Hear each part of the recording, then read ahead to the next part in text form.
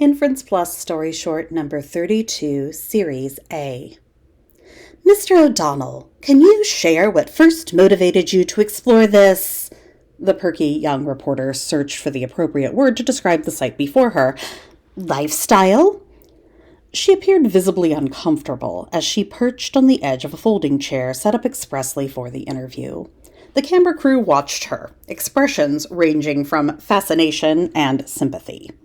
From their slightly more distant vantage point, the smell was overwhelming. They couldn't imagine what it must be like with less than a foot between Carmen and the jiggling, stinking mass before her. Mr. O'Donnell had recently retained his title in the fierce annual competition for World's Laziest Man. Carmen wasn't certain that the phrase fierce competition quite fit when the competitors did quite literally nothing.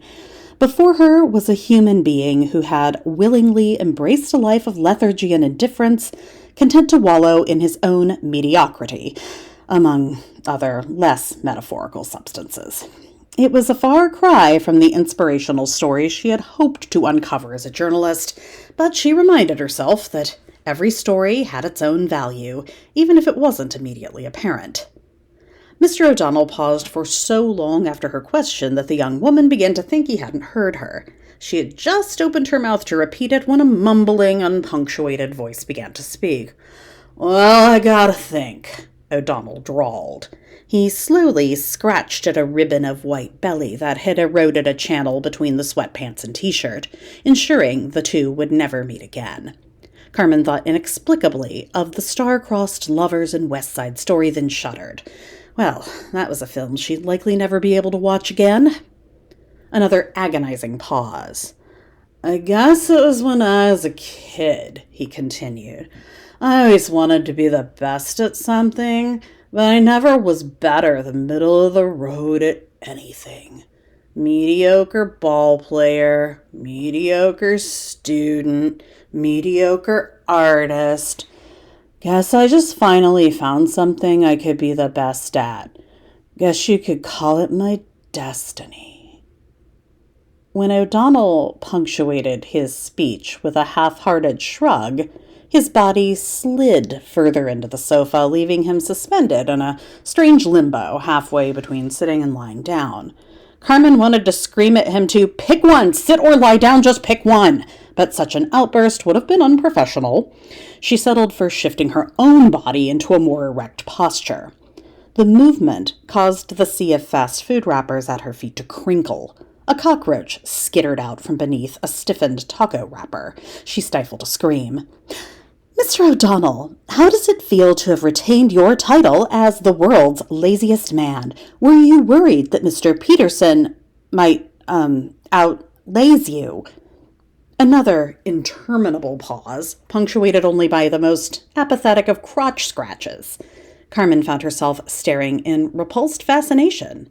When O'Donnell followed her gaze, he smiled, revealing a set of blackened teeth. Carmen flushed. You're not the first to want a little look, he said. Carmen curtly shook her head. No. O'Donnell produced another slide-producing shrug of indifference. He was now draped precariously over the seat cushions. Ironically, it was only his noodle-like body posture that held him in place. His complete lack of muscle tension created something like suction between his shoulder blades and the grimy fabric of the sofa. O'Donnell's lack of any sort of meaningful participation in the interview was beginning to frustrate Carmen. Can you describe a typical day in your life as the world's laziest man? She asked, an undercurrent of aggravation creeping into her voice. She thought she sensed amusement on his face at this, but his total commitment to lack of movement extended to his facial expressions and made the whole interaction ambiguous. He listlessly gestured at the trash dumpster of a room around him in lieu of a verbal reply. This interview was a disaster. Carmen, annoyed, remained determined to plow through her list of questions. What about bathing? How often do you shower? Another shrug. In all fairness, the smell in the room was itself an answer to her question. What do you do for the bathroom? Surely you get up for the bathroom? Not usually. O'Donnell sighed and pointed limply at his pants. Adult diapers, of course. Carmen nearly gagged.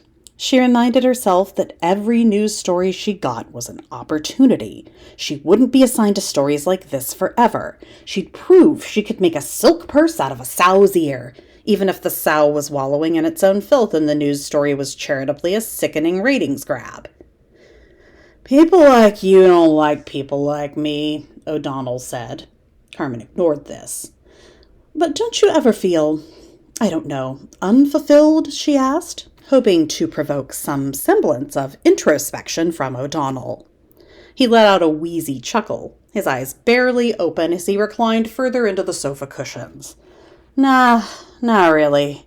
I mean, sure, maybe I could be out there climbing mountains or inventing something, but why mess with success?